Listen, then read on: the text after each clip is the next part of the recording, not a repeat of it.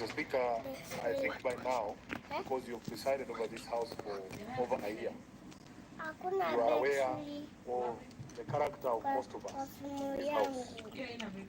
Mr. Speaker, in your communication about the President's address, you reminded this House of the requirement of the standing orders that in an address to the House, the head of state shall be heard in silence. Now, Mr. Speaker, knowing myself and knowing the President, Mr. Speaker, I chose not to attend the President's address to the National Assembly because I knew for a fact that at the first instance where I felt he was giving misleading information to the country, I would not be able to manage myself to keep quiet. I would have been strongly pushed to say something. And Mr. Speaker, I would have run afoul of the rules of this House. And although the Speaker of the Senate might be lenient because they know me, I was not very sure about the Speaker of the National Assembly, whether he would extend some of the courtesies that have extended us in this House. Mr. Speaker, I suspected that if I went for that speech, I probably would be serving now an expulsion from the House for a minimum of 6 months. And I will go into the reasons why, Mr. Speaker. I did not trust the head of state to paint the true picture of the state of the nation. In my mind, Mr. Speaker, the state of the nation is the state of the people. Napewa, I'm doing something here. Can you swallow that one first? Senator Mukatana has spoken very eloquently here about the state of the creditors of this country. That the creditors who gave us money during Eurobond are happy they are going to be receiving their payment. He should be asking himself, how many Kenyans are still able to service their own debts? That is the state of the nation that I would want to address. Mr. Speaker, so what I did, I joined a group of friends, and you will indulge me here, in playing a drinking game. Mr. Speaker, the rules of the game are very simple. Every single time you thought that a statement that was untrue, or even partially untrue, from the head of state, you had to take a shot of whiskey. Mr. Speaker, needless to say, by the end of the President's speech, we were extremely inebriated because of the half-truths and open lies that we believe the President told before the House of Parliament. And I will get into the specifics.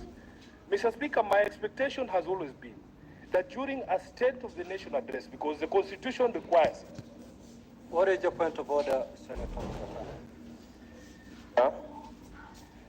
I know the Honorable Sifuna could be very passionate, but the use of the word open lies, referring to the speech by His Excellency the President, parliamentary, and if not, can he withdraw and restrict to parliamentary language, Mr. Speaker? Senator Sifuna, I think the use, you can still express yourself without necessarily using such words that may not be parliamentary. Mr. Speaker. And I know exactly, you understand exactly what I'm saying.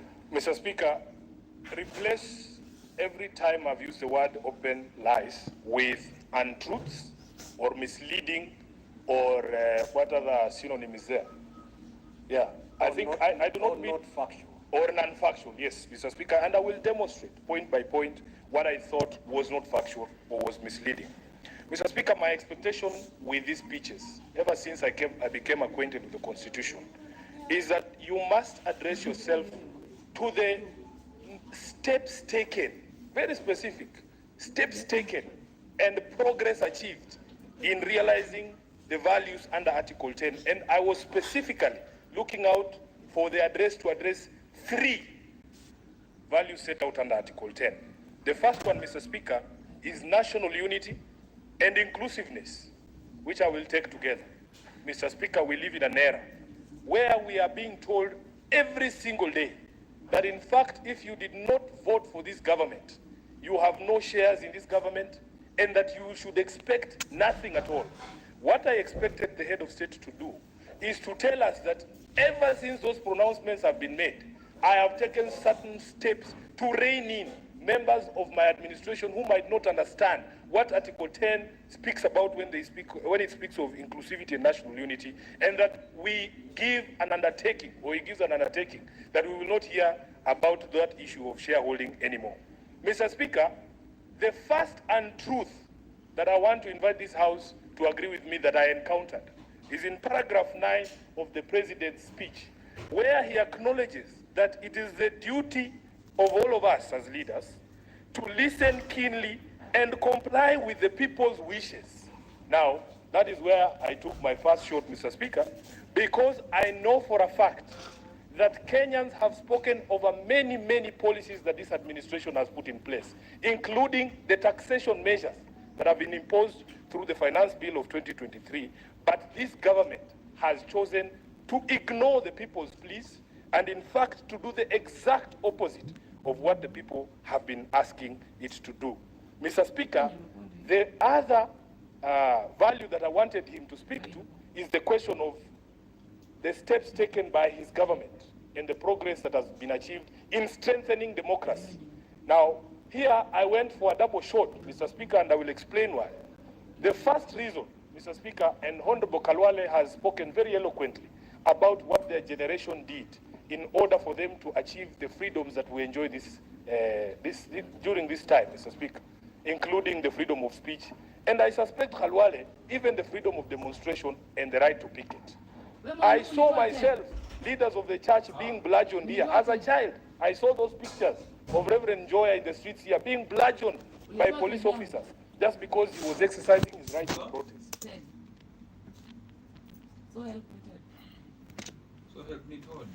Shikaman.